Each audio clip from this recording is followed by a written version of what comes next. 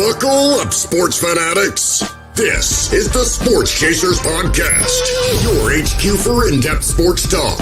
Join host Kevin L. Warren and crew as they dissect the hottest stories, ignite debates, and bring you closer to the action.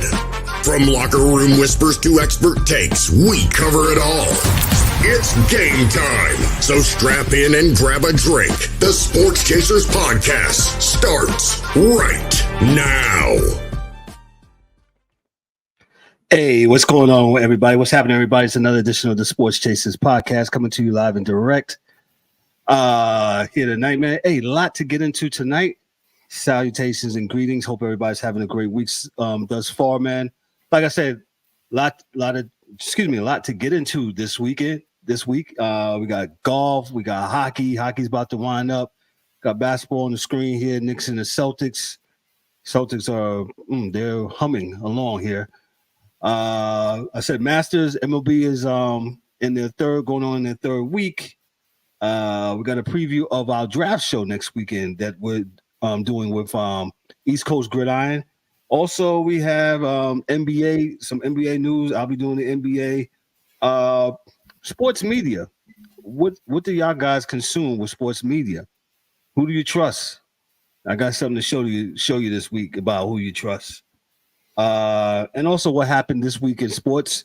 But before we get to all that stuff, hey, let's meet the crew. There's only one of us right now. Two of us right now. We got Dan. Dan, what's up, bro? How are you? Good, man. How's it going? Going well, man. Going well. Can't complain, man. Having a good week. Great to be behind the mic again, talk about sports as we know it, man. And hey, one of the best postseasons out of all the sports is about to go down here in a little bit, in about a week or so, right? Week and a half? Yep. And that's the National Hockey League playoffs. So without further ado, but before we get to that, let me read this call to action. Hey, make sure, you like, click, and subscribe to our YouTube channel. Also on the podcast side, you make sure you give us that 5-star review, 5-star review. With that said, check us out on all the socials. Make sure you go back. Hey, we had a very interesting week. The last 2 weeks, we've been talking about sports hypnosis with our new friends of the show, Jason Medlock. Man, he came through. He used to play with Texas A&M as a defensive end. He's done a lot of things with sports, man. Make sure you check out, if you haven't, check out those 2 episodes with Jason when he's talking about sports hypnosis, man. So it's very interesting. We also have a sports psychologist that we'll be interviewing here. It's coming Monday and it'll be released on Tuesday morning. So check it out. And we're the Sports Chasers for a reason, man. We just don't talk about stuff on and off the ice, but some of the intricacies when it comes to sports. So without further ado, hey, we got the hockey dude in the house, Dan. Okay, let's take it away with Dan. Go ahead, Dan. How are you, Nate? You're good, but go ahead. Doing real good. But I just got a notification on my phone. A tornado watch has been issued for my area. I saw that. Yes. Okay. So down patches.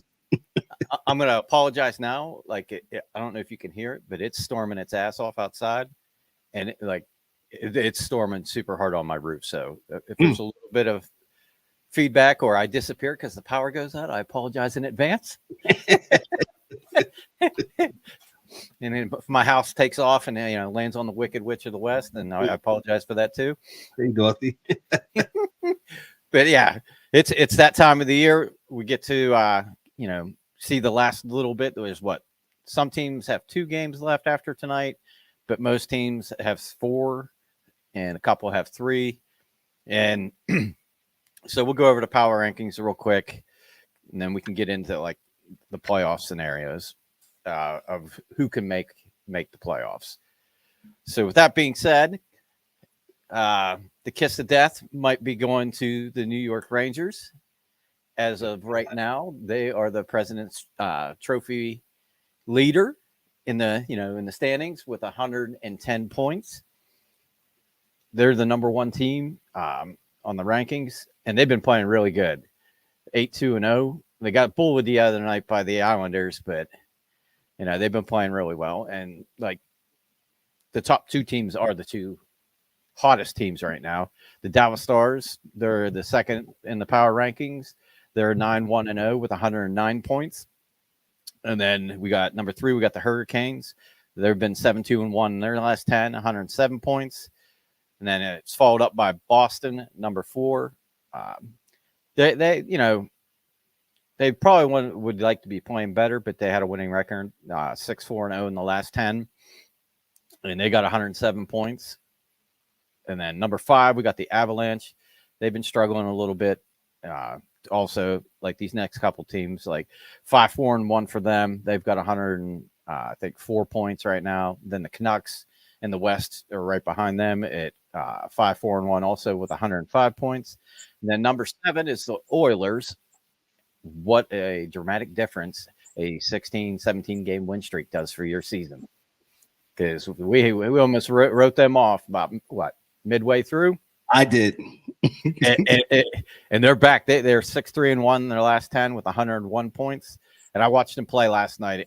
They played Vegas, and that McDavid didn't play, lower body injury, may miss another game, but we'll see. For them, resting him, having him ready for the playoffs is huge.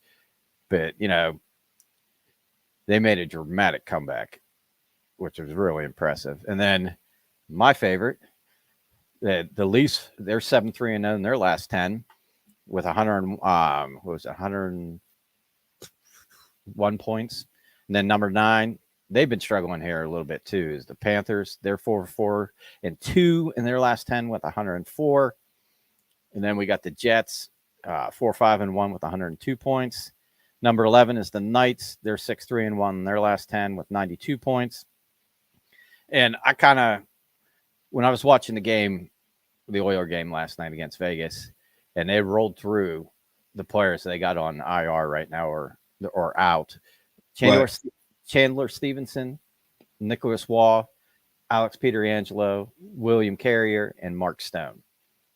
That's like 5 really good players that they got, sitting up in the press box watching the games. So that's what, like with them, as long as they get in, and we'll talk about that when we get to the wild card races, like I said, the magic will happen. And, you can ring the Undertaker bell and Mark Stone's going to stand up and he'll be in game 1. You watch. But the Undertaker bell. Yeah, you're right. Boom, and then everybody are standing right behind him. But and they signed Noah Hannafin to an 8-year contract, I think yesterday or today. Oh, that yes. And Daryl had sent me it was in our group chat. Yeah. What does this mean? That means they got a hell of a lot better for 8 years. Like their defense, they are stacked. And I looked at their roster. And I think was it Marchessault is the only guy under 6 foot at 5'9". So they're all 6 foot 200 because there's only like 4 guys I think that are under 200 pounds. So that's your, like we were talking before with like Tampa and Vegas, big bodies. Last year, what happened when they won the cup? They outbullied the bully. Outbullied the bully. Yep. Yeah. Florida has some guys that play that way, but they don't have, an entire roster of 6 foot, 220 pound guys. And then we'll get back to this. Number 12, we got the Predators. They went on, a run there with, playing a couple, 2-3 weeks where they were, positive, winning, moved up. They're 5-4-1 in their last 10, 95 points. The Lightning, they're at number 13. They're 7-2-1 in their last 10 for 95 points. Then we got the Kings, 6-4-0, 93 points. 15, we got the Islanders, 7-3-0, 87 points. And that's a huge turnaround for the Islanders. Like, they've been playing really good and got them into the 3rd position in the Metro. And the crazy part is they're minus 21 goals for and again. And that's like one of 2 teams that's in the playoff picture right now that has a negative goals against or goals for and against. So, they pretty much sucked it up for most of the year, but they got hot when they needed to. And then Yep. And then 16, you got the St. Louis Blues, 6-2-2 at 89 points. And then I threw, like usually I only do 16, but these next few are playoff contender teams. They're still viable to possibly get in. And that would be the Capitals. That they've been struggling 4-4-2 in their last 10, 85 points. Then we got the Red Wings at 4-4-2, 84 points. Number 19 is the Penguins, 6-1-3, 84 points. And then the last one is the Minnesota Wild, 4-5-1 with 83 points. So with that being said, like we get to what the playoff wild card picture looks like. So like I was mentioning in the power rankings, you got a few teams that are still in the hunt for the playoff picture. So like we talked before, the way this works is top 3 teams in the Atlantic automatically make it. Top 3 teams in the Metro automatically make it. Then you have your 2 wild card teams. So whoever has the most points after that gets in.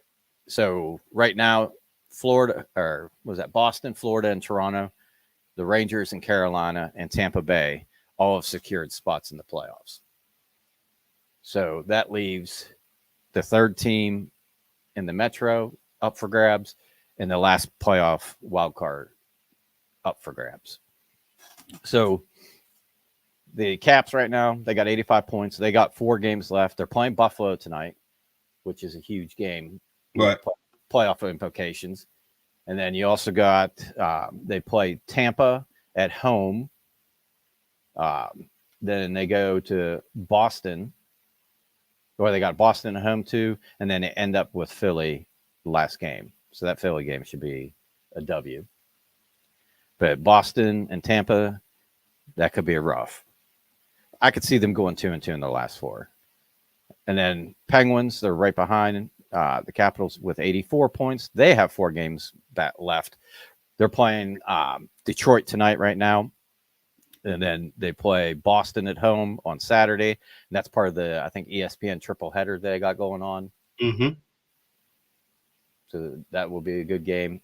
And then after Boston, they have Nashville at home. And then they end up at the Islanders on the 17th of April. Which could be leading to who gets into the playoffs. It could be who gets 3rd and who gets the wild card. Or who stays at home. That too. Like these last 4 games for all these teams are massive. Shout out to the NHL for getting it right down the stretch. Yeah, somehow they managed to get a lot of good matchups with the teams that still playing each other that have a chance to make the playoffs. And that's what you want, right? For your sport. You want excitement leading into the postseason. And like I said, when you named the Islanders and the Penguins, like I said, yeah, could be fighting for 3rd or the 8th spot, or they could be sitting at the couch, depending on what's the other teams right there. Capitals and the Red Wings. That's the other 2. So the Red Wings, they've got 84 points. They got 4 games left too. Mm-hmm. They're playing the Penguins tonight. And the reason why I say this is a huge game, it's what I like to call the 4-point game.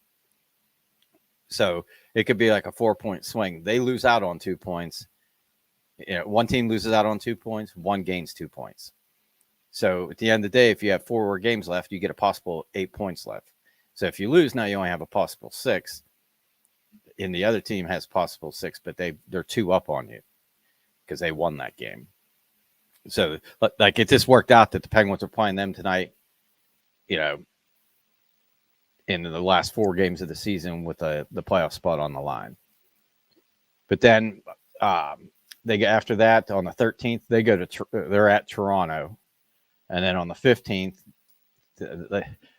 Detroit has a real good chance of winning 3 of the 4 because they play Montreal a home and home the 15th and 16th. So they should beat Montreal both games. But they could go 2-2 or 3 or 2-2 or 3-1 in their last 4. And like I was saying with the Islanders, they have 87 points. So they're 3 points ahead of the Penguins and Detroit right now, and only 2 points ahead of Washington. So they have the Rangers on the 13th, and then they have the Devils on the road, and then they finish up against the Penguins. So we need your Rangers to help us and take care of them on that first game on, was it that Saturday? Yeah. And then they should probably beat the Devils. The Devils are struggling too. And then you got, the Penguin that's on the 17th. That might be what we were talking about for all the marbles. Who watches, who plays. And then the wild card in the West, I want to say it's a done deal, but mathematically St. Louis still has a shot. So right now, Vegas at the moment is the second spot in the wild card. Vegas up there doing the rope-a-dope. Yeah, so they got 92 points, but they got 4 to play. St. Louis has 89 points with 3 games to play. So Vegas has a chance to get 8 points. The most that St. Louis can get is 6, and they're down 3 already. And Vegas, all 4 of their last games are at home. They play Minnesota, they play the Avalanche, they play Chicago, win, Ducks, win. So, those are 2 gimmies. Mm-hmm. And they should beat the Wild. The only one that I see that would be possibly a test for them is the Avalanche. Now, when you look at St. Louis's last 3, they got the Canes at home. Then they play the Kraken at home. And then they go to Dallas, the last game of the season. Because there's a real chance that they go 1-2 or 0-3 in those games. And kind of like the East, the LA Kings are the 3rd team in the Pacific. And they have all their home games. They got 4 games left, and they're all home. They play Calgary, Anaheim, the Wild, and Chicago. So there's two at least right off the bat that they're going to get, and they should probably beat Calgary and the Wild. And that that's the thing is Vegas could catch them for the 3rd and bump them to the wild card spot. So these last 4 games are going to be fun. We'll see how it turns out. I just hope my Penguins, get their stuff together. And now you was mad at the Penguins for a little bit, and they got this deadline. Yeah, this is one. We was hearing that crying, right, D-Dubs? 100%. He was. And you know what? But that game, what was that game? Saturday? Was that Saturday, Dan? I was messing with you on Saturday when Penguins were playing. They played a good game against. What was it? Tampa. Yeah, I think where they blew the 3 or 4. Was it 3-1 or 3-0? 3-3. Yeah, they came back. They tied it up, and Penguins end up winning 5-4, I believe. Yeah, but I'll say this, and I know if there's any Penguin fans watching, I apologize. Yeah, but the best thing that they did was trade Getzel and got Michael Bunting, because he's feisty, he's gritty, he goes to the dirty areas in front of the net. Not to say that Jake didn't, right? But for whatever reason, he plays really, really well with Malkin, and he's elevated Malkin's game. Because for a while there, Malkin wasn't doing a whole lot. But since Bunting, I think he's got 13 points in the 7 games. I think he did the other night. Yeah. Yeah. So, they could always re-sign Jake in the offseason if he wants to come back. I mean, I know they wanted to, but for the money he wanted, the way they are right now, they just couldn't afford it. So there's that. And then, oh God, this is like talking about Toronto's defense and goaltending. But we got the Arizona Coyotes. So got the moving truck. So I want to give props to a couple of the YouTubers that I was watching. Brody Brazil, like when I first heard that they were talking about this land project right outside of Scottsdale, this 110 acres that was getting auctioned off, that the Coyotes are going to buy that parcel, and they had these beautiful renderings of all the stuff that they're going to do. everything was like looking up. It's like, okay, maybe they can secure this land and actually get this stuff built. And here we go. They got a stable, basically, because it's all going to be private funded by the team, the building and everything else. Right. So they don't have to sign a lease. They own it. So, that's the biggest thing with the Coyotes is the stability. They can't get into a proper rink. Scottsdale doesn't want them. Tempe, they shot down that idea where they were going to build their, and then so everything was looking hunky dory. Like, all right, yeah, this might work because this auction is June 27th, and it starts out, I think, at $68.5 million the bid, but whoever bids the most, who gets it. So, right, the dudes, got Morello, the owner, they got the money, so there's probably a real good chance they're going to get this land. And then I think it was the next day that I was watching the same Brazil guy's thing, and he had the thing with David Ortega, which is the mayor of Scottsdale, and he basically like, look, no, we don't want you, stepchild.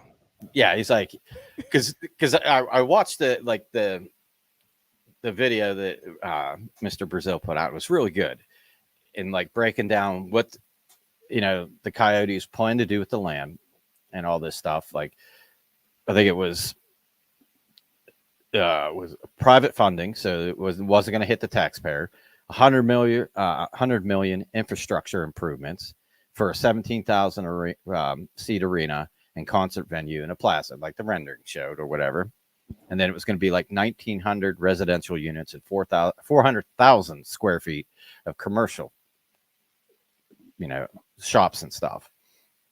Well, the mayor came out and Scottsdale is like, look, we can't support, water and sewer to you. You're going to have to go west for that. We don't have that capability to take on that. And then it was like, was it the 101? I think it was exit 64 they were talking about. It's like, they have to make a bunch of major improvements to that exit, because the way it works is the 101, one side Scottsdale, the other side's the other county. So they're like right on the fringe of Scottsdale, but not in Scottsdale. And I think this guy, Mayor Ortega got butthurt because, Coyotes didn't tell him what they were going to do. And he's trying to make money for his county, his city. So, he wants them to, work a bunch of the stuff on the other side of the road and improve that because that's where all the businesses and stuff are. So, he can attract the people that are going to the Coyote games to spend money to eat there, shop, whatever. So then there was that. And then I was watching, is it PHNX? Basically Phoenix, a podcast, and they came on and they were talking about the same thing. And what's crazy is this kind of like this, it's like very close to what happened to Atlanta when they went to Winnipeg. Like they've exhausted all that they can do, because even if they break ground on this parcel of land, it's probably going to be 4 to 5 years before they can actually get into it. And I think the owners, if were at the beginning of the year, like, okay, we'll try this mullet thing for the year. And then with the lack of revenue from them playing in there, teams, I think the owners are like, nah, this ain't working. We got to do something else. So now the NHL is going to buy the team from the Coyotes. And I think was it $1 billion? I think they were going to buy it from the Coyotes. Mm-hmm. And then they're going to turn around and sell that team to Ryan Smith's group out of Utah for $1.3 billion. And then the owners, that $300 million, they split that up. This sounds like when the Hornets were in trouble, right? The NBA Hornets. Sound like some bailout program, but go ahead. Yeah, and the NBA at the time, David Stern, they bought the Hornets and they operated the Hornets for a year or two. And I believe they was even remember when Chris Paul was supposed to go there. I think that changed a whole like. Oh, Chris Paul was supposed to be traded to the Lakers at the time. But let me ask you this, Dan. I know I'm going off a little bit. Why hasn't hockey worked in the greater Phoenix metro area? Your opinion. Horrible ownership. Like, oh, so this is the same thing what happened in Atlanta. Yes. You think? Yes. Here's the thing. You didn't pay your rent. You didn't pay your AHL team's bills and basically got thrown out of the one building. Yeah, I think it was in Scottsdale. And then they turned around and they went to the American Airlines Arena or whatever. And they tried that, but it was so far from where their fan base started that, it's like an hour drive both ways. You play a game at 7:00 at night, the game gets over, 9:30. By the time you get out of the parking lot and actually drive all the way home, you're looking at, like an extra hour and a half. Right. So, and that was part of the problem. There, a lot of it boils down to an arena, right? They can't get a lease on an arena and an actual arena that is set up for hockey. So now they're playing at, the generous 5,000 seat arena at Mullet. Let me ask you this. Do you think the NHL wants to have a playoff game in Mullet Arena with 5,000 fans? No way. That's going to look really bad. Really bad. Yes. So the fact that they can't secure a location to play and they've exhausted trying to build stuff, this, that, and the other. And I think it was like they had a 3-year agreement with ASU to play at the Mullet, plus an option on the 4th year. But I think that the league is like, look, and here's kind of the thing. They told, like, so this is kind of why it's going down the way it is, I believe. Like, the NHL is going to buy it from Morello. That way, there's, like, instead of him talking to Smith and, having it fall through, the NHL say, look, we're going to take the team from you. We're going to buy it from you. And part of this deal is you acquire that land, you build what you need to build, and we're going to grant you a team back, whether it's relocation or it's an expansion team. So we're gonna give the children back to the bad parents who suck. That's what we're literally doing.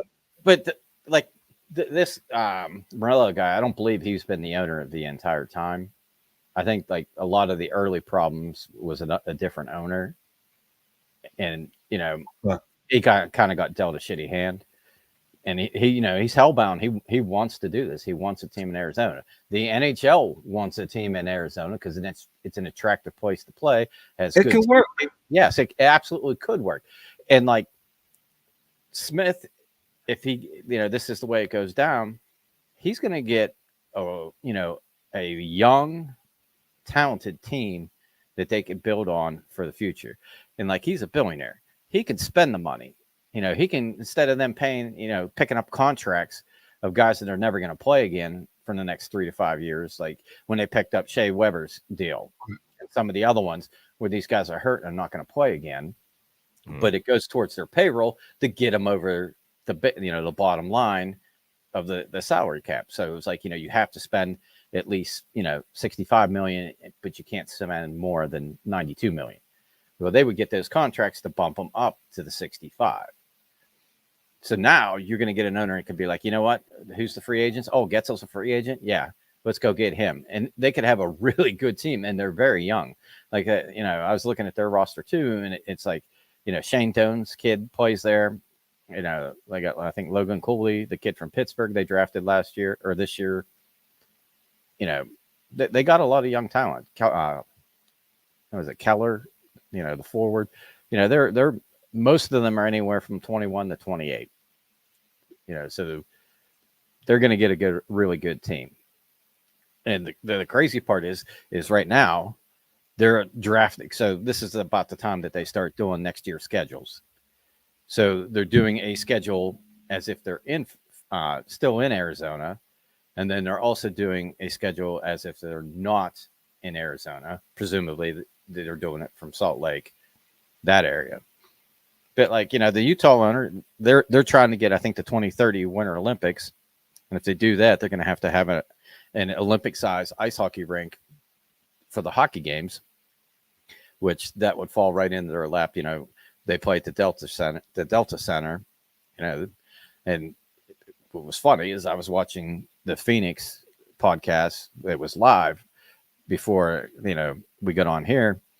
And, they're like, well, this is the third oldest building in the league. If they use it, okay. And then there's a bunch of obstructed seats. Okay, so they have an 11,000 seated arena with good sight lines. Why would they want to put that team in there? The answer is obvious. That's, 7,000 more seats and more revenue. And it's right. And the Jazz play there. So like, it's the same owner, and he owns like the men's soccer team, the women's soccer team, I think. And then like a minor league team. So he's got him and his partners. They know what they're doing. They know how to run teams. So the stability of an owner, and then having a barn to play in that, he's already has a lease with the basketball team. Yeah, they could probably have to do some renovations over time to make it, more seating, a little bit better. But I think the last 2 years, Vegas has played preseason games there.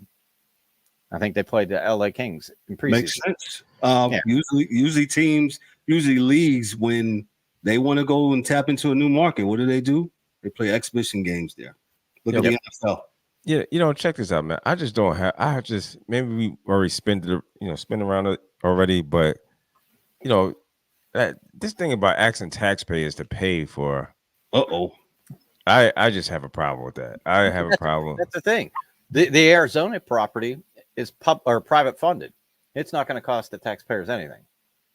So what is the problem is, okay, and I came in late on the late part of it. What is the problem, and why can't we get a deal done why can't the owner get a deal done to get a stadium that's conducive for this team?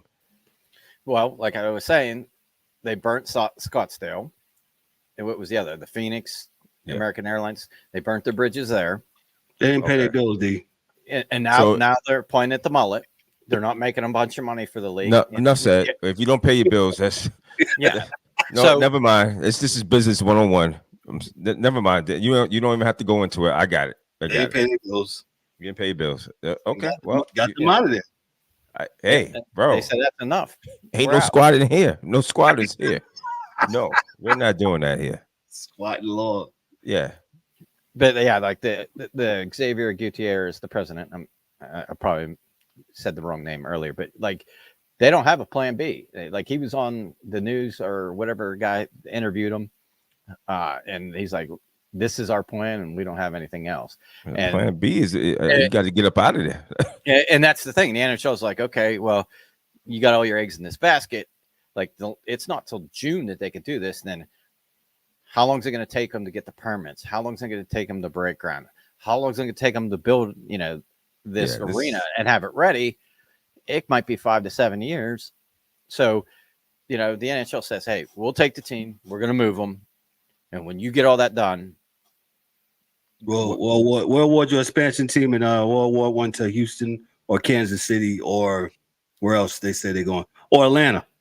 Yeah. But my thing is if they get this all built and he gets another team, the issues that they are having right now and over the last, 5 to 10 years, that all goes away. And I'm in the mind of when they do come back, you don't have to call them the Coyotes. If you get an expansion team, just start fresh, and go from there. Yeah, same thing if they move to Utah. Because I was hearing on a radio show today, it was getting possible names for them, the Mountaineers, I heard that, yeah. Utah, yes, things of that nature. So I think it definitely will be interesting. As D-Dubs alluded to, business 101, you don't pay your bills, you don't generate enough money. It's not going to work. And I think I guys talked about it last week when I wasn't here about the Chiefs and the Royals. salute to the taxpayers. Yeah, they said no. Hell no. In Jackson County, Missouri, we're not funding for. So if y'all want to leave, go ahead and leave. Go be the Dallas Chiefs again. I mean, that's the word on the street is about them going to Dallas. Yeah, whatever. I don't think that's going to happen. Yeah, I don't think that's happening either. You know what I'm saying? And me, well, I don't think Dan at the time, but at the time when I moved to the Charlotte, North Carolina area, at the time they had the arena out there on Tavola Road, which was only, for the Hornets. It's only 15, I believe it was only 15 and 20 years old at the time. When Charlotte moved they moved in 88. Yeah, so 20 years old, and they was like, nah, we need an uptown arena. I voted no when I first moved there. I was like, no, but the city of Charlotte wound up circumventing that and wound up building the uptown arena anyway. I remember when they did that, they were like, oh, you voted no? Okay, we're doing it anyway. Yeah. Yep. Your vote doesn't matter. Yep. And you know stealing elections was going on back then. See? And to this point that, I mean, even when they was what was they naming for? What was it? Cats or the Charlotte Bobcats. The Bobcats. And then they bought the naming rights back from New Orleans, became the Hornets again. They haven't been good since the late 90s. So my thing is just do better. And I don't think professional teams should be fleecing taxpayers for their money, man. Yeah. I'm not with it. Nope. Go ahead, Dan. Wrap it up. But this move could actually happen from what I was seeing, because I saw Elliot Friedman on there and Cervelli on the Phoenix podcast talking about the Coyotes situation. Like, this could happen as early as the 18th of April, because the season ends on the 17th next week. Yeah. They could be gone. Okay. But the last thing I wanted to touch on is Kevin had messaged me, or we talked on the phone or whatever.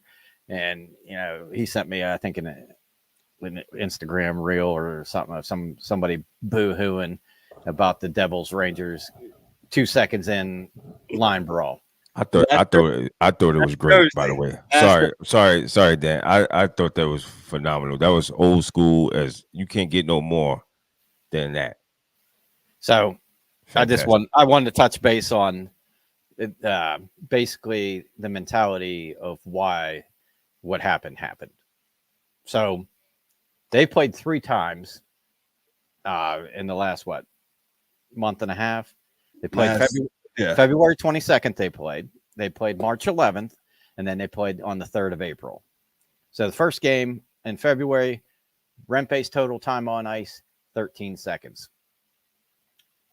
He had 7 penalty minutes. He got a match penalty for running Bastion over from New Jersey, and then Siegenthaler came in and he got a roughing for roughing him up too. Game 2, March 11th, Rempe had 448, and he had 15 penalty minutes. He elbowed Siegenthaler this time at center ice. I think, Kevin, we talked about the hit or whatever. He did kind of catch him with the elbow high. And then when he pinned his stick against the boards, he kind of like slammed his face into the backside of Rempe. Right. And then, so he ran over Bastion and put him out of the game because I believe his visor hit him in the nose and caught him. In the next game, he takes out Siegenthaler with an elbow. So he's out on concussion protocol for the rest of the game. So he doesn't come back. So, what do you do when your playoff hopes are pretty much poof?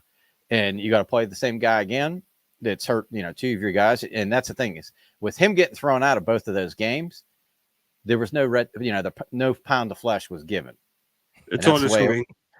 Yeah, but that's right here. So he hits him a little bit high with the elbow, and then he pinches his stick and wham, slams him in the back. And see, McDermott wanted to kill him, but they threw him out of the game. And then and this is why we have this. So what's New Jersey do? They want their pound of flesh. So the visiting team, Rangers get it, and then they get to choose who they want to put out. And this is like absolutely, I think it was 4 years ago, that Vancouver and Calgary had the same thing happen. You know, they put the same type of players out on the ice, and I guess if I remember correctly, I think it was Lane was the guy's name. He was a rookie, and he was going to take the face off, and they had McGrattan or somebody taking the face off. So Bieksa, the defenseman who does that job, went up, tapped him, said, "Go play defense. I'll take this draw," and the same thing happened. But the reason why they do this is, you know, this is the last time they're playing. Absolutely, man. So like, great. Yeah, but that's the reason is why that happened is Rempe took out 2 of the Devils players in the two previous games. Each time he got thrown out, so they didn't get the chance to get their retribution. So what do? You put 5 goons on the ice to start the game, and the other coach has like, look, you know, these are 5 of their fighters. I'm not putting Panarin out there. I'm not putting Zibanejad out there or any of those skill players, because they're going to whether you want to go or not, the gloves are coming off. You know, you can be a willing combatant or you can turtle. And if you turtle, it's not going to stop right there. They're going to continue to do that. And that's the thing is, like, you make them, the Rangers put out those type of players, you know, which, you know, in the end, it almost cost you guys, because Trouba and Keandre Miller are 2 of your best defenders. They was down only 4 defensemen, man, and and the Devils was ahead, I believe, 3-1 in the second period, and the Rangers came back, and Mountain came back and wound up winning that game. But that's the thing, you know, you force them to do that, and if you're not the first guy fighting, and that was the sneaky thing, the 2 down at the bottom of the screen, as soon as that puck hit the ice, their stuff was gone, and they were already punching, and then you had defensemen skating to the other blue line to fight the other guy, and by the time they got engaged, you know, they were the second altercation, so they all got tossed. But that's the thing is that they were like, look, we're just going to force you to put Rempe on the ice, and we're going to get our pound of flesh. We're not going to let him run somebody, get thrown out of the game when we can't do anything to him. So, you know, it is what it is. And that's, you know, the instigator rule in theory was in theory a good idea. You just don't want somebody dropping the gloves and punching the guy still holding the stick with the, you know, and gloves on his hands. Right. But that also is contributing to a lot of this stuff happening to where guys can't go do it. Like the Devils said, fuck it. We're all going. You know, we'll take the consequences of this. You know, we know we're going to get players thrown up, but this is something we need to do. Because I saw a thing earlier that it was Matt Cook against the Bruins. And this is when Matt Cook ended his Savard's career. But he came over to blue line, and Cook came from like the bench and like blindsided him, hit him in the head, concussions. He was never right after that again, never played again. Wow. But they played, Boston and Pittsburgh played 7 days later. And so like this guy that was doing the interview, he said, you know, tell me what happened to the lead up. And he said, well, we decided what we were going to do. And so in warm-ups, I skated over to Billy Guerin and said, look, Thorny's going to fight Matt Cook. And if Matt Cook doesn't go, then it's going to be a rough day for the rest of your guys, because we're going after them. And, you know, he said Bill Guerin was looking over at the other side and was like, all right, who's kind of like their third guy? And he's like, oh, shit, Lucic? And he's like, yeah, we agree. And he went into the locker room and told Matt Cook, you're going to stand up and be a man. You're going to fight, because if you don't, you're putting the rest of your teammates at risk. And, you know, to Cook's credit, he dropped, you know, he was a man about it, dropped his gloves, took his beating, and that was the end of it. Took his beating. Oh, he did. You want to look up a good beating, look up Matt. I think it was Scott Thornton and Matt Cook. But yeah, he took a beating. So just for those, you know, that were paying attention for the, you know, playoff spots. So Washington and Buffalo are playing tonight. And right now Washington has the last playoff spot. They're down 2-0 to the Sabres. I don't know how this is possible, but Philadelphia is beating New York Rangers 2-1. It's 2-1. It was just tied up. Okay. Yeah. Apparently, New York is like, man, we don't want this President Trophy either. And then Hot potato. Somebody's got to win it. Yep. And they're all deferring to hopefully Dallas winning it because Dallas has 109 points. But the Penguins are up on Detroit 3-2. Toronto and Jersey are tied 3-3. And then Montreal is beating the Islanders right now at the end of the first period, 1-0. So Dan, what are we looking at? We're to the finish line almost down the stretch. We passed down the stretch. No, we're down to the nitty gritty right now. Okay. This is desperation hockey. Some of it's 4-3 Toronto now. But like if you go and turn some of these games on and watch them, you're going to see a different kind of hockey. You're going to see playoff hockey, especially like tonight, Penguins in Detroit. They know these 2 points are absolutely huge. Whether they make the playoffs or not. So, lots of intensity. It has that playoff atmosphere to it. So, it should be a good game.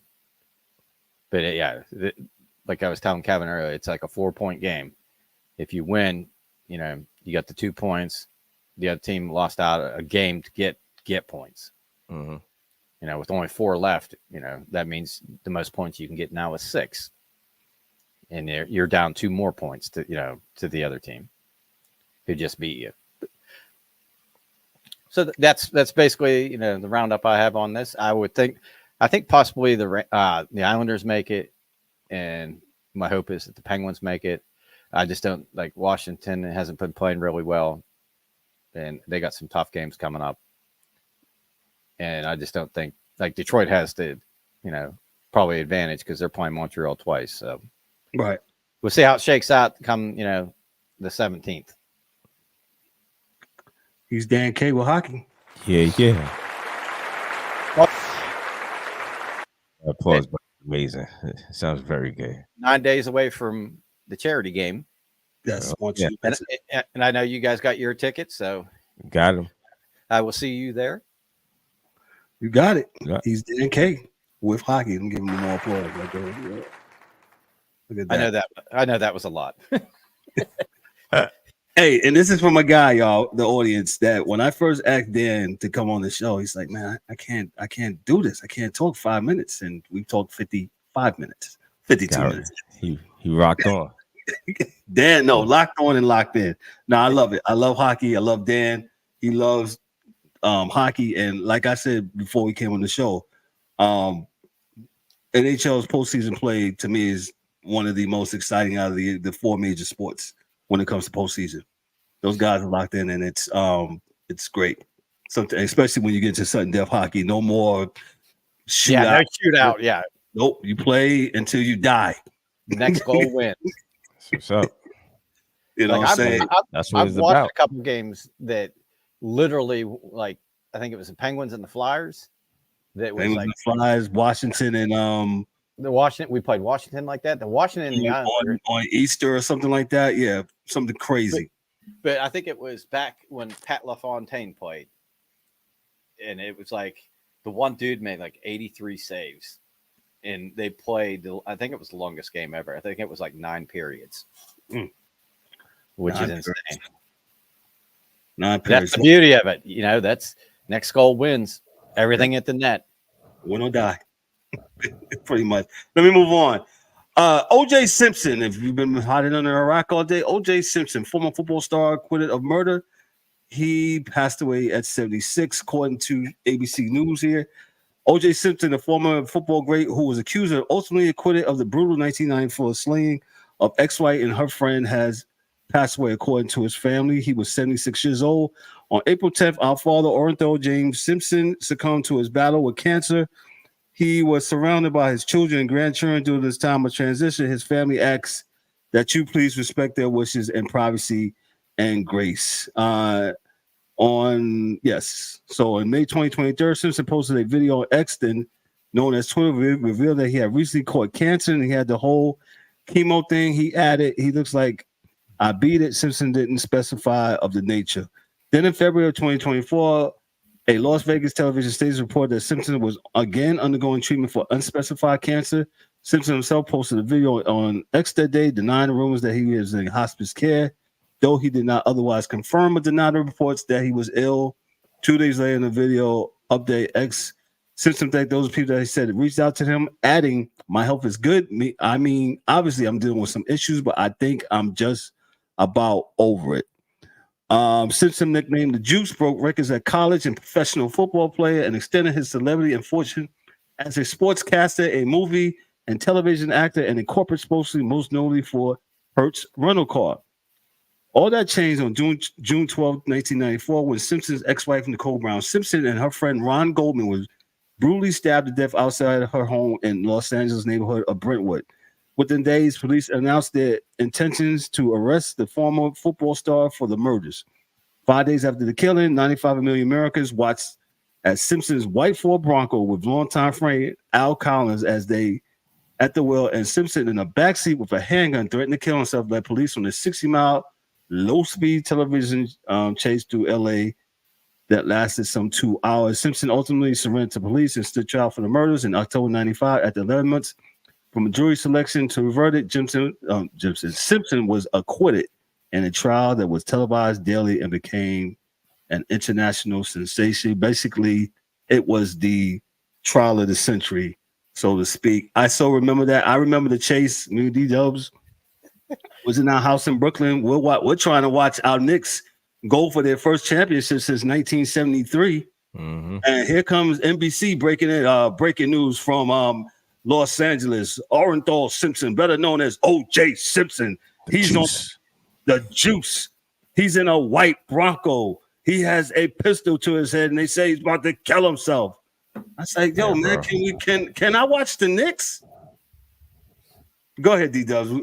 You remember that? Man. It was it's definitely American history. It's part of American history, man. I mean, as crazy as it sounds, man, it is what it is. Passed away, man. Yo, listen, man. I can only just talk about. I'm only going to just talk about the sport part. You know, whatever it is. That's between him and his God, man. Wherever God decides to put him at. But OJ was 14. Just think about this guy. They was only playing 14 games. He's still the leader. Got the 2,000-yard record. The only player still in 14 games to get 2,000 yards. I mean, that's insane, man. The way he played the game. I mean, what would you say? Top five running back in Yeah. You know, dead or alive. He's probably top 5. You know what I'm saying? But I found out today that they're going to take his Hall of Fame stuff and basically put it in the basement, man. I don't know if it's already there, but yeah. And that's a whole nother subject about the Hall of Fame. And, you know, I mean, you look at baseball, there's racist dudes in there and they're in the Hall of Fame, man. You know, love him, like him, or hate him, man. You know, he was acquitted. The civil stuff, he was he actually paid $36 Yeah, give my trophy. Yeah. I mean, he did time for that. He ended up doing time for that. So, and you know what? He really wasn't the same after all of that. You know, if you really think about it, man. He didn't get none of those endorsements and none of that stuff, and he pretty much had to live. You know, well, he's still looking for the killer, so he had to leave. He's left. Yeah, I thought that was crazy, but anyway, he said he left. He said he's leaving and going to LA. I mean, to Las Vegas because the killer might still be here. So I just thought that was hilarious. But you know, OJ was OJ, man. You know, I seen him. OJ. Just seen him talking like it must have been 2 weeks ago. He was on Cam and Mace. Yeah, shout out to Cam and Mace. Yeah, so he was just around. It's just funny. They took he had prostate cancer, so it just took a turn for the worse. Yeah, and that's usually what they said is the easiest one to, I don't want to mitigate it, right. But I mean, cancer is cancer. But they said that was the, But anyway, yeah. Dan, go ahead. Thoughts on OJ Simpson? What would you like, do of the Bronco ride?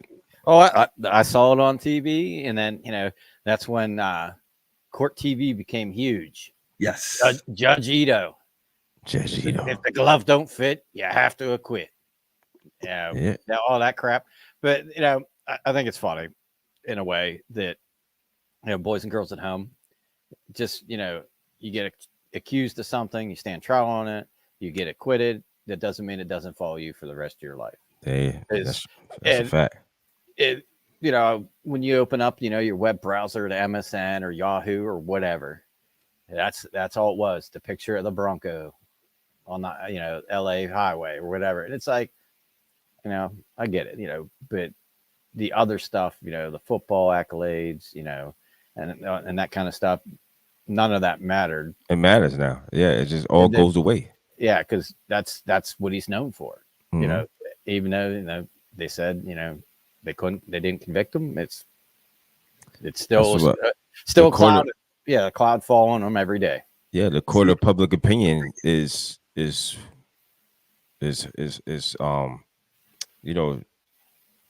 way stronger than a regular court. You know what I'm saying? So it's like, but you can't escape it.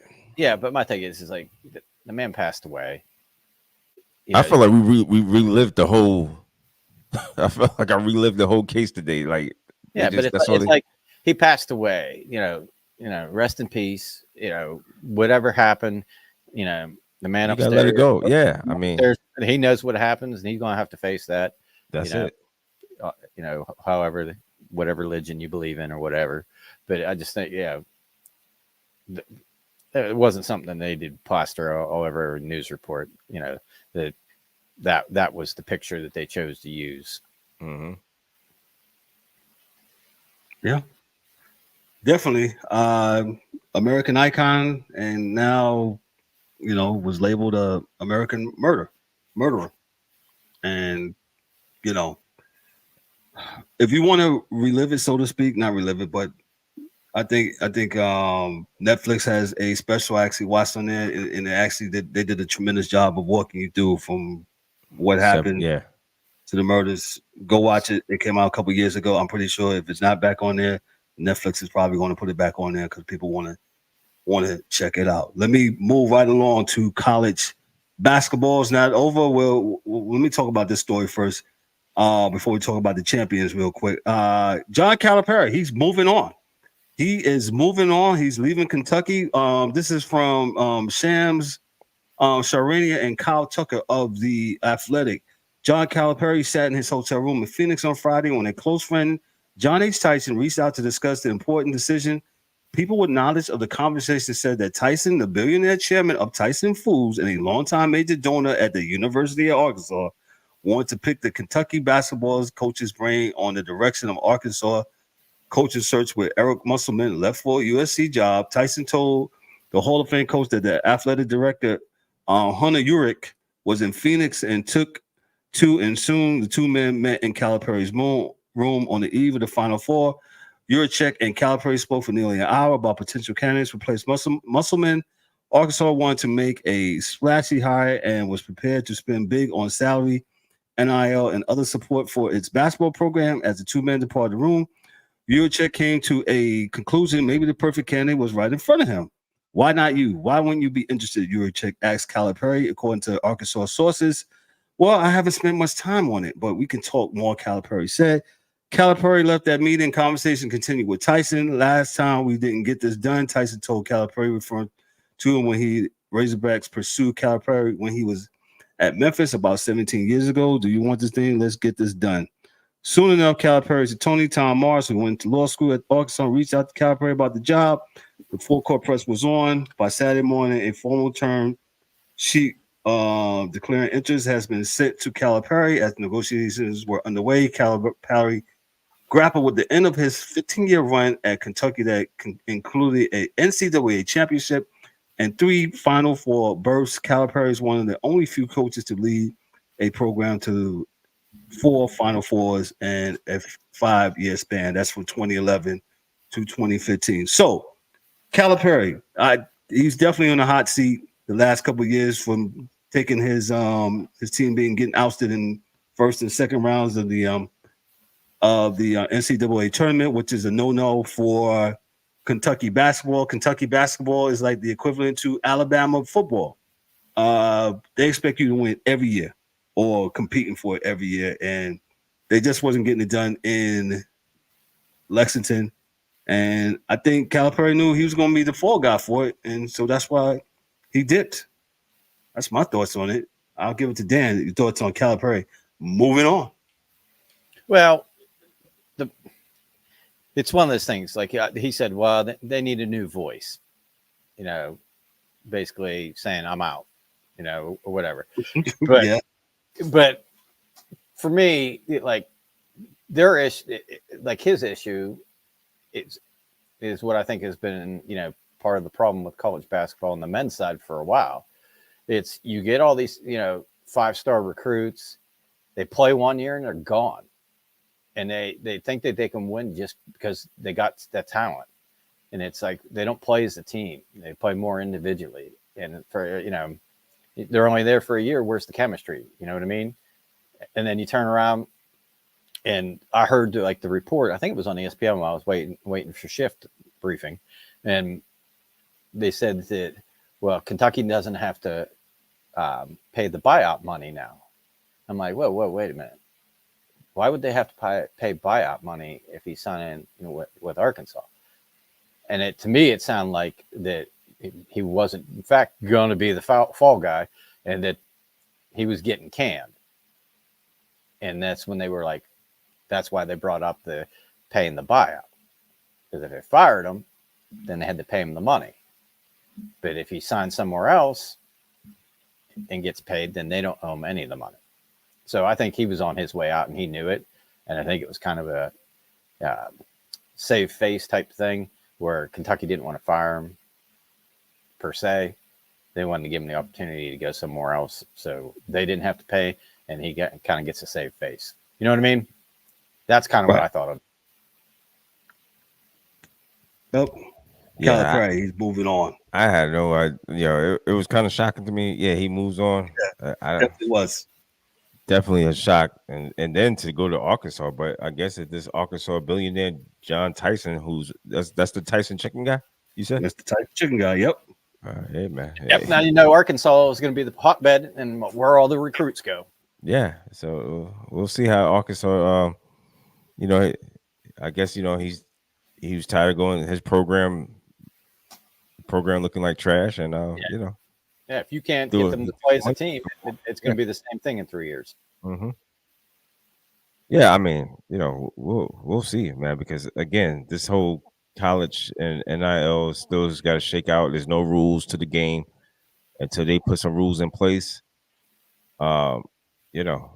Making these you essentially start making these kids sign contracts. Yeah. Oh, but they're kids. They can't sign contracts. Yeah, we said this months. If they're 18, they can. They can sign contracts. They can get not paid. Kids. Oh, they're kids. They're kids. No, we're gonna stop. We're gonna stop saying they're kids. They're kids. If you're on the books, you're getting paid. No, man. The kid thing doesn't matter. It doesn't matter no more. It becomes a business. You enter a business and you want to play. This is what happens. So, you can't be asking them questions after a loss like that. Oops. Yo, all that stuff goes out the window, man. If you want to be, here you go. Amateurs, professionals. You cross the line. You cross the line into when you start getting paid, you're a professional. You're a professional. Sorry, man. Damn, dog. What is the earthquake over there, dog? I thought we want to have a tornado watch. Yeah. They went all the way to Miami. Apparently he got he got the natural stuff going on. But yeah, man, I mean, we'll see how this shapes out. Calipari, Calipari was getting trashed because of what had happened to him in his, and rightfully so, in his tournament. So he got what is it, first round knocked out? Yeah, first round knockout. That's unacceptable. But yep. yeah, he's gonna have to figure out, and he's definitely went to going back to square one. He's definitely did that, and I know he came in and he said there's some work. They got to be, we got work to do here in Arkansas. So we'll see how Mr. Calipari shakes out, and how apparently he's not scared of this NIL and stuff like that. So because if that was the case, he would have left altogether. Right. I would think. You know what I'm saying? So he feels like he could come to Arkansas and get some things done. We'll see. Let's move on to the men's college basketball. UConn on defeated my alma mater, Purdue. UConn won that game 75-60. UConn was the better team. Of course, Purdue had Eddie. He had hold on, my thing. Edie, excuse me. Yeah. But UConn was a better team. UConn's been a better team the last 2 years. Shout out to Purdue for getting that close. But this game. First of all, the game started late. I hate that this game started at like 10 o'clock Eastern. It was like 9:20, wasn't it? No, yes. I didn't even make it, so I was done. Yeah, that 9 o'clock, 9:20 start. Man, stop! Come on. The UConn Huskies are dynastic through whatever lens you prefer. For the moment, they're the best program in men's college basketball by a mile. They drew and quartered a very good Purdue team in a national championship game on Monday night, 75-60 to win their second crown in a row. Last year's team was nearly as dominant, cruising past par every team it faced in March Madness and beating an overmatched Cinderella San Diego State by 17 in the title game. And yeah, that game. And that was from Alex Kirshner from the Slate News and Sports. Yeah. It was kind of melodramatic, anticlimactic. Wasn't too much of a game. Purdue hung for a little bit, but Connecticut was definitely skilled, and Eddie was just he was the only answer that Purdue had, and UConn got very skilled players and they got the job done again. So shout out to UConn fans. Y'all are good. But 6 titles. 6 titles. Yeah. Somebody was listening to somebody on the radio say, is UConn blue blood? That's a blue blood of the college men's basketball thing. I said, how can you not say that, man? I said, absolutely. Absolutely. No. They haven't had that one coach had it. They had Kevin Ali won in 1 year. What's the man that started it? Not Gino. Gino's for the women's. The men's coach. I can't think of his name right now. That started it. Jim Calhoun. Excuse me, Jim Calhoun, who started it. So yeah, I think Connecticut is definitely. Yeah. They're. I mean, come on, 6 titles, dog. What are we talking about? Both programs. Yeah, The both programs. Women's too. Yeah. Absolutely.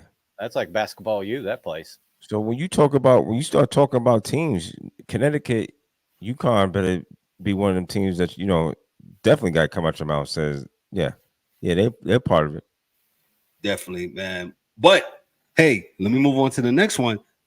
The more important college basketball was the women's this year. I think I watched it. I was definitely intrigued by it. South Carolina. This was on Sunday. South Carolina win over Iowa was seen by an astonishing 18.9 million viewers and peaked at 24.1 million. That's 90% increase from the 2023 title game and a 289% increase from 2022. That was 4 million more than the men's game. Dan, you must have been reading my sheet over here because that's exactly what I was getting ready to say, right? Wow. And D-Del was one of the ones that didn't watch the men's because he was asleep because y'all started at 9:30. Yeah.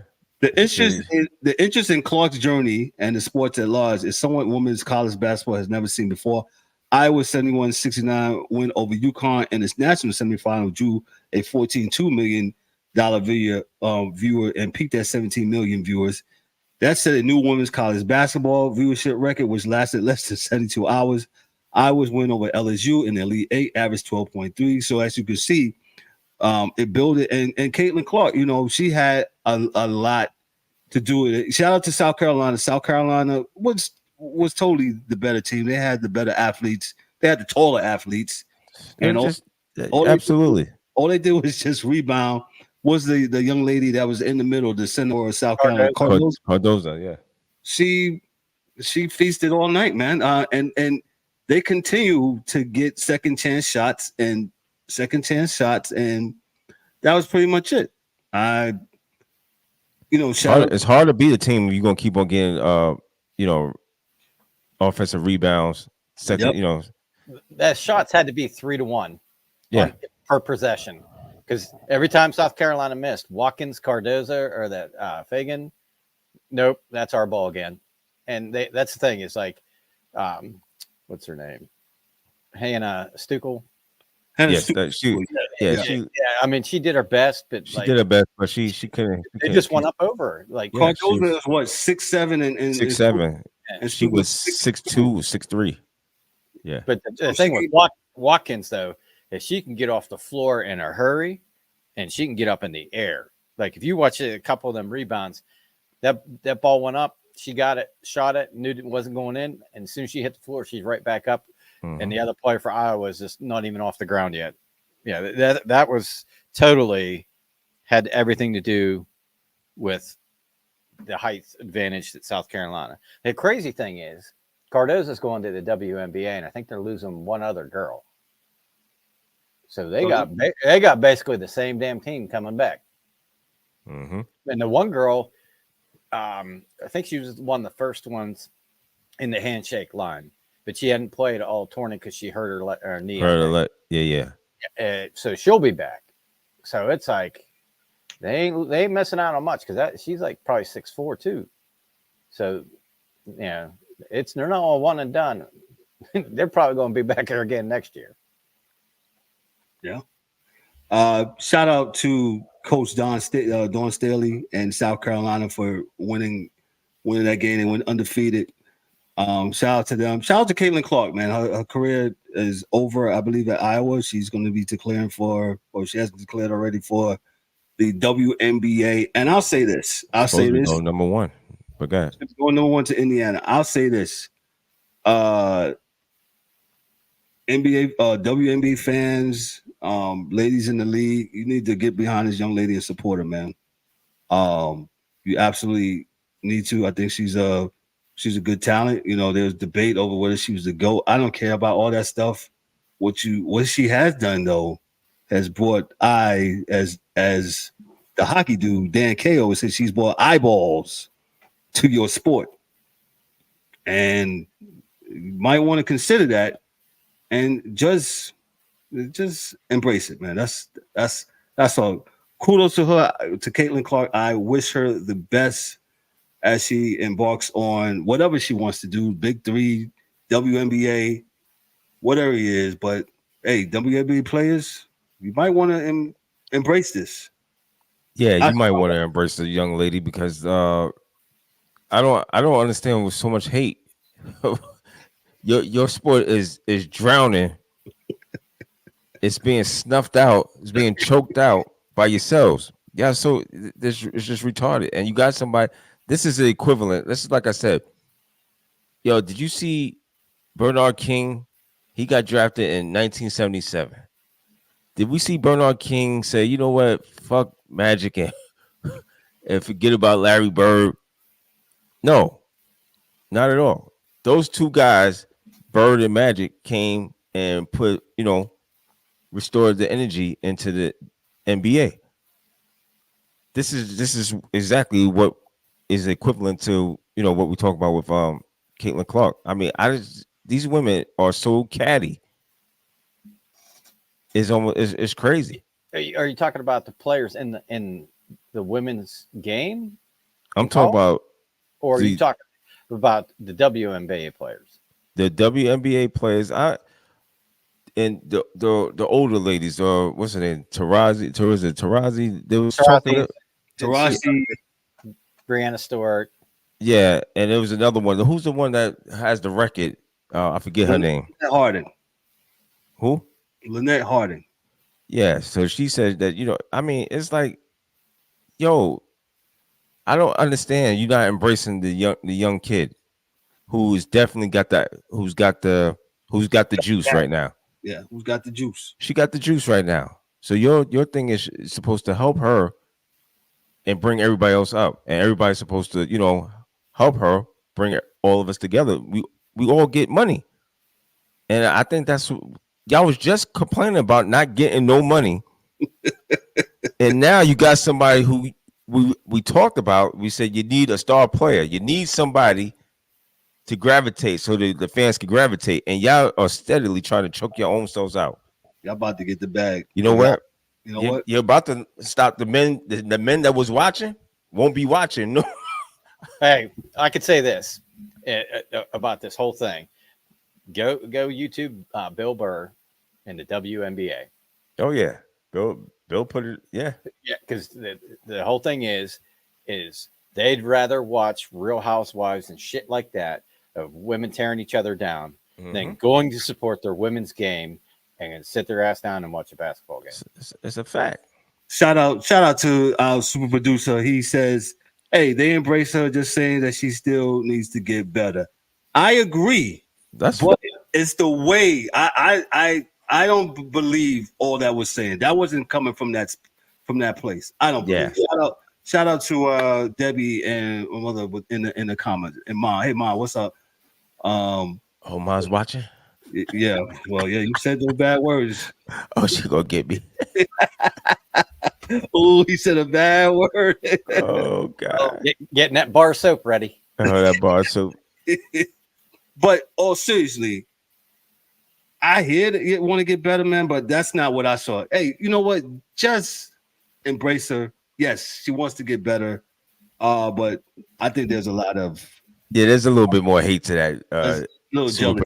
I think they are is coming from a different type of space.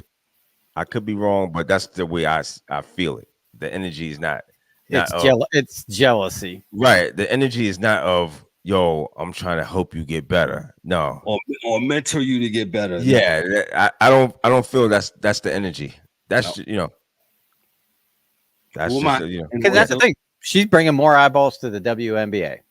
Absolutely. And maybe they get more ass in seats. April 15th is the WNBA draft. Look at me. I know that April 15th is the WNBA draft. And we're talking about even doing like a little draft party for that. You understand? What I'm saying is, yo, they got the eyeballs. They got the baton. They got to run now. You know what I'm saying? So it's up to them. But I think by hopefully, they embrace this young lady and they could grow the sport so we can stop hearing them crying and whining and complaining about nobody's watching. Boo-hoo, whining and crying. Shout out to our main man, Greg Foreman. He has his own channel on YouTube. That's his favorite. That's my dude. Monica. Boo-hoo, whining, crying. Go ahead, Dan. I was just going to say, before we move on from college basketball, I just wanted to give a shout out to the angry one, E, for his victory in the college and the men's pool that we did. I was a dumbass and I bet on the frauds from UNC who couldn't beat NC State in the tourney, the ACC tourney, or because I had Purdue in the final. I should have went with UConn. I would have had both in the final, and I got hosed on because 3 of you guys picked UConn. And I went second to like 5th. I picked Houston, and 2 of you picked Houston. So I think you and Ryan were below me, and then it was like Dorian, Mikey, and Eric. Yes. So shout out to E. E's not with us tonight, but shout out to E. He won the pool. Dan won the football pool, and hey, shout out to you guys, man. Hey, shout out to Jalen Brunson who ball. Hey, not much to talk about. Yeah, the mighty Boston Celtics are getting smoked. I got it on my TV by my New York Knicks 84-60. Hey D, who's on the starting 5 for your Knicks? Because that'll cue up my Knicks.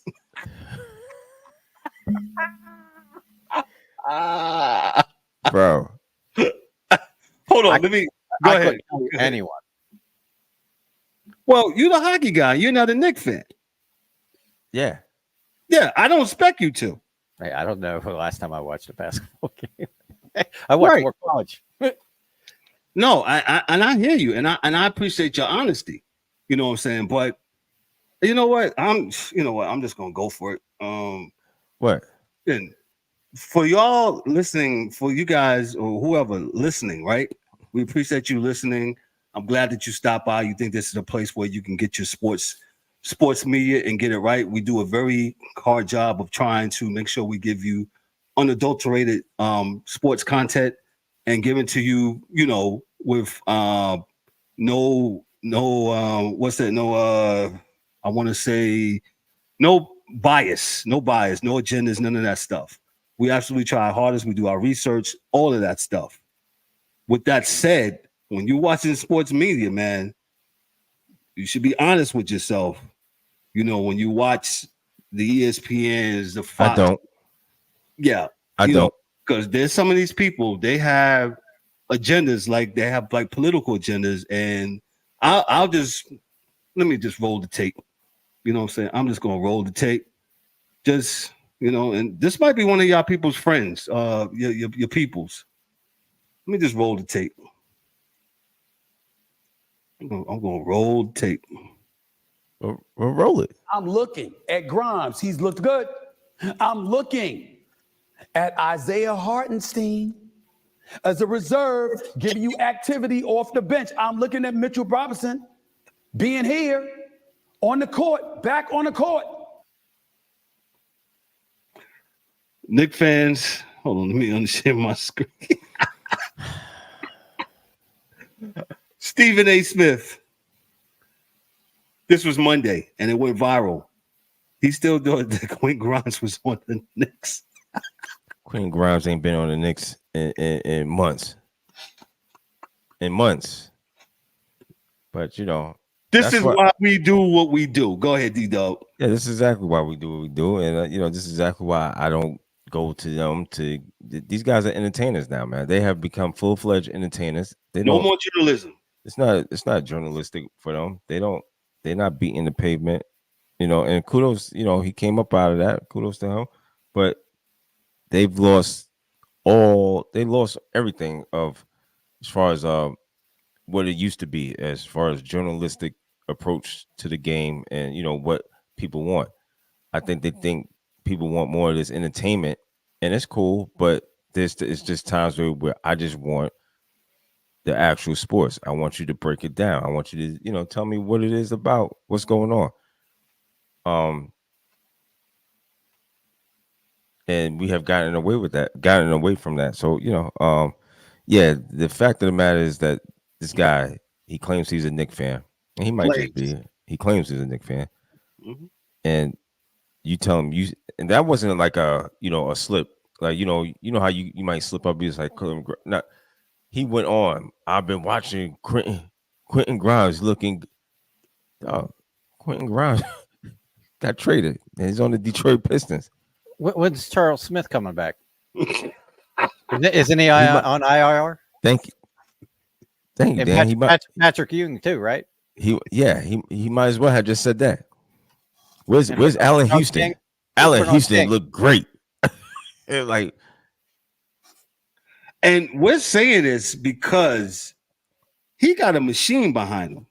All we got is our computers and smartphones, and like I said, we do our own research.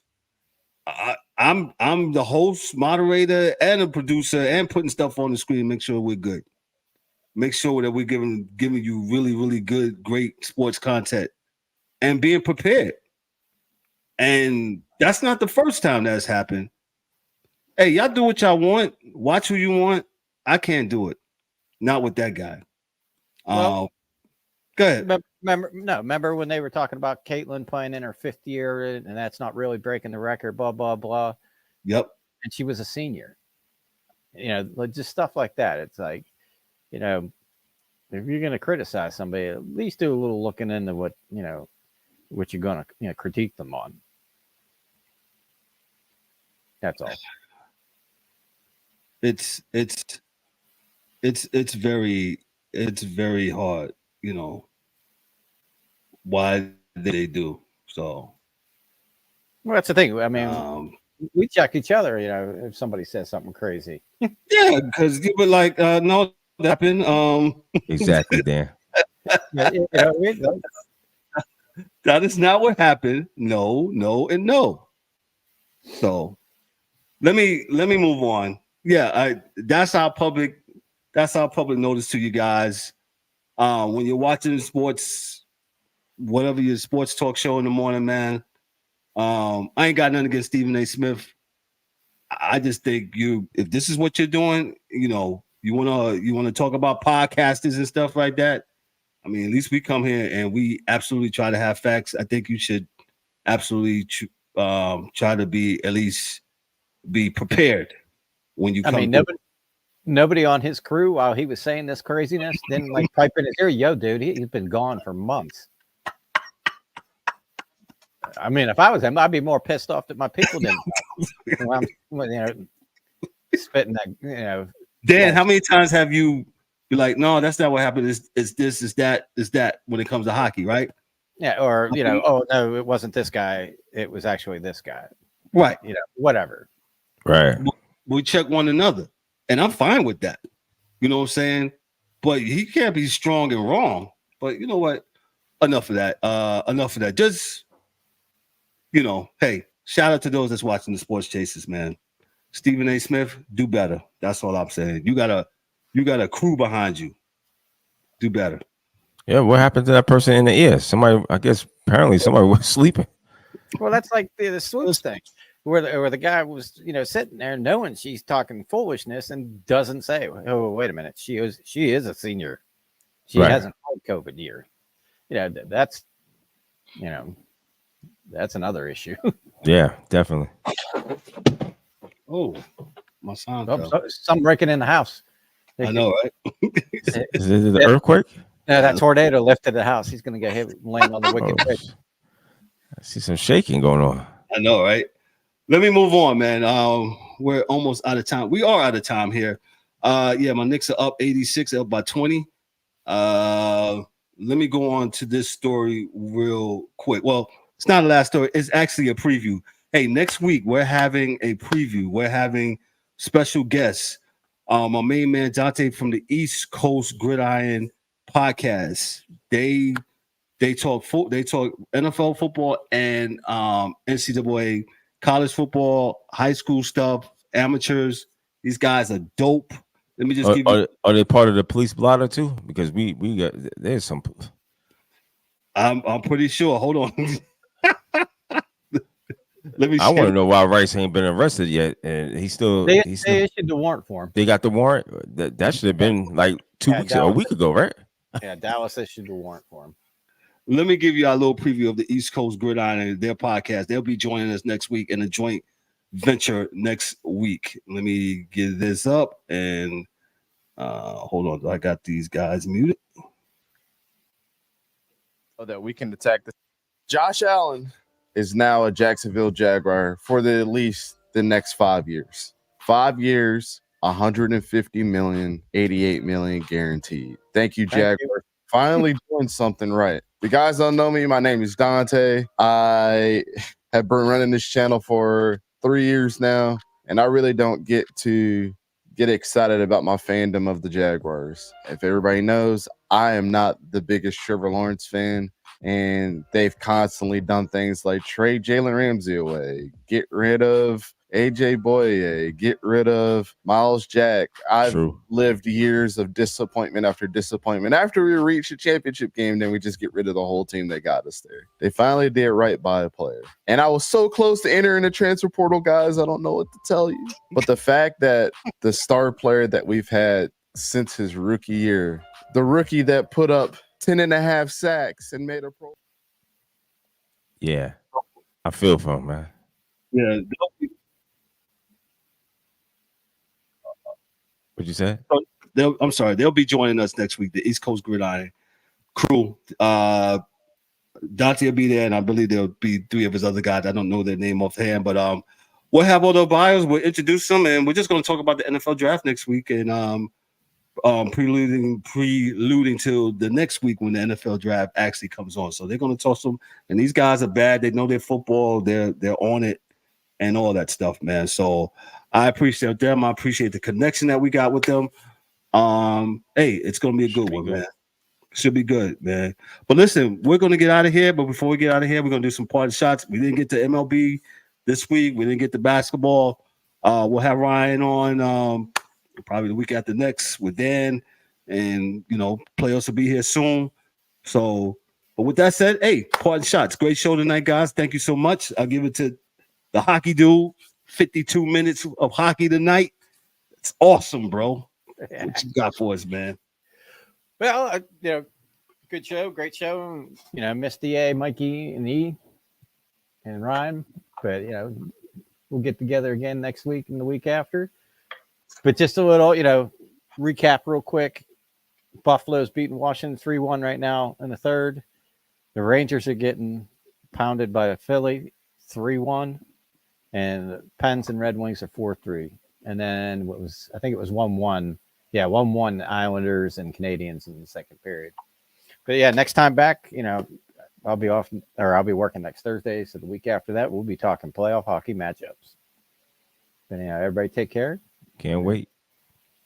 And be safe. Got it. He's Dan K. We got D-Dub. What you got? Yo, nothing heavy, man. Everything good show tonight. Yo, Dan rocking on to 52. What'd you say? 52 minutes. 52 minutes, Dan. Dan the man. That's what I'm talking about. Yeah. Good show as always. And I look forward to that NHL playoffs, which is definitely a good time. Good time. And got the Rangers winning. Doing it well, not winning tonight. I think not tonight, but yeah.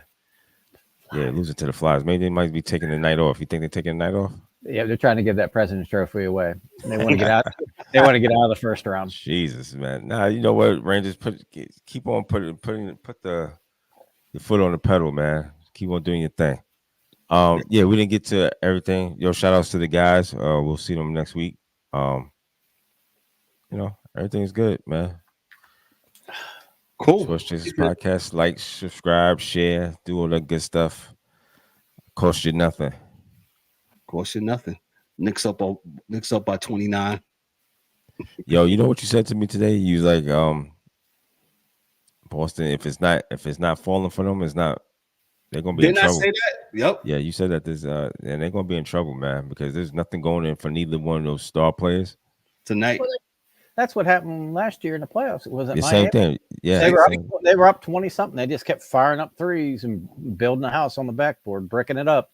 And I mean, they're playing absolutely no defense. I mean, the Knicks are just going to town inside. Just but they're pretty much checked too, because they got a 15-game lead. That's true too. That is true.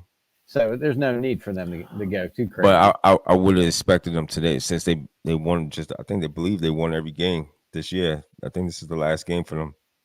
I would have thought that they was going to do something extra and put, let the Knicks know that, hey, y'all can't mess with us. Yeah, they only got three games left. Yeah, so or two after tonight. So they're probably taking. They might have checked out. They might have checked out. Yeah, instead of load management, they played, but not hard. Mm-hmm. Before I give my parting shots real quick, the Masters are this weekend. Masters weekend starts on Thursday. They usually have their part 3 on yesterday. If you didn't take a look at it. It's the part 3 event is always great down in Augusta, South Carolina. Augusta, Georgia. I'm sorry, it's South Carolina, but it's right there on the border. Leading the Masters tournament is Bryson DeChambeau. He has I can't read this. He's one stroke ahead of Scotty Schaffer. Scotty Schaffer, then Nicola Holworth. I think he is from, I don't know. I think this is Norway. Anyway, Mark Horn is tied for 4th, and then Danny Wilcock. If you're looking for Tiger is down here at the bottom here. He's tied for 30. Is it 30? I don't know. No, The last time I said it said 30. I think. Yeah, it says tied for 17, along with other notables like Rory McIlroy. Yeah. Let me see, Cameron Young. You know. Yeah, it's about getting to Saturday and Sunday. Yeah, get to Saturday. Saturday, Sunday. Make the cut. Should be having some good weather in Augusta this weekend for golf. Shout out to all those golfers. Shout out to all those weekend warriors that go out in the course and just hack it up like me and Dan. Oh, yeah. Look out. 4. Hide your babies. Yeah, we be hitting them all over the place. God. People's backyard. I mean, it's definitely true, man. It's definitely true, man. But I love golf, man. I love the golf, and it's because I started playing because of Tiger Woods. Yeah. Clear. It's just what it was. Just what it is. It's what it was. Part shots don't have anything too heavy. Thank you for all those that's listening. That watch tonight. Let me see. My sign fell. I promise you, it'll be fixed. It was working this past week, man. It was clear. I got to get it hung up. Shout out to my main man to be doing work, man. But nothing heavy, nothing hard. Just remember to like, click, and subscribe to the channel. Make sure on the podcast side you give us that 5-star review. Make sure you give us some comments for the algorithm. And hey, man, we appreciate this journey that we're going on. I love talking about sports, whether it's controversial topics or whatever. I just love doing it. Been doing this since as a kid, and this is what it is. So I love it. Shout out to the guys in their absence, for the DA, for the Angry One, for Mike Mills. Shout out to our super producer. Hey, shout out to all those that are watching. Listen, make sure you take care of each and every one. Have a great weekend, man. And we're gonna go. Hey, like I said, there'll be some interviews coming up. We got a sports psychologist we're gonna talk to on Monday. That should be out on Tuesday. Make sure you look out for the thumbnail for that. Also, shout out to what's his name, Jason Medlock. Yes. Yeah, that was a good interview, guys. Jason, he's a friend of the show now, man. Thank you, Jason, man, for stopping by. It was so much we had to do a two-part series because there was just so much information, and we tried to tackle things and look at things from every angle when it comes to sports. So look out for some of those interviews. We're supposed to be interviewing hockey great, right, Dan? That should be at the end of this month. So look out for these interviews, man. And like I said, support the channel, share the channel, man. And if you know people that really want real authentic sports, man, holler at us. Go to our website. Hey, and you can play at the bottom of the website with our thing. It's called the Twin Box. You go in there and be like, you want to look up information on what we said. See what Dan K said about his Penguins earlier when he was crying. You can literally say, what did Dan say about the Penguins around the trade deadline? It'll tell you what Dan said verbatim. Yeah, orange cones on defense. It'll tell you, and it'll even give you the episode and the episode chapter where you can go to where Dan said that about the Penguins. Also, make sure you subscribe also to our website. When you see the little pop-up, subscribe. We got newsletters coming out, really good content. That's another way that you can consume our content through the newsletter. So make sure, hey, our newsletter is top-notch now. We got a rhythm going with some things now. So, hey, look out for the newsletter, man. But, hey, on behalf of myself, I'm Kevin O. Warren, your host and moderator, for Darryl G. Warren, for Dan the Hockey Dude, for the DA in his absence, for the Angry One in his absence, for Mike Mills in his absence, and for our super producer in his absence, man. This is the Sports Chasers Podcast. Be good, be blessed. Have a great weekend. And, we'll see you on the flip side. Peace. That's a wrap for today's episode of the Sports Chasers Podcast. Don't forget to subscribe on YouTube and your favorite podcast platforms, and connect with us on all social media channels for exclusive content and updates. We'd also love for you to join the conversation, share your thoughts, and become part of the Sports Chasers community. And remember to tune in next time for some more real sports talk. Until then, stay frosty.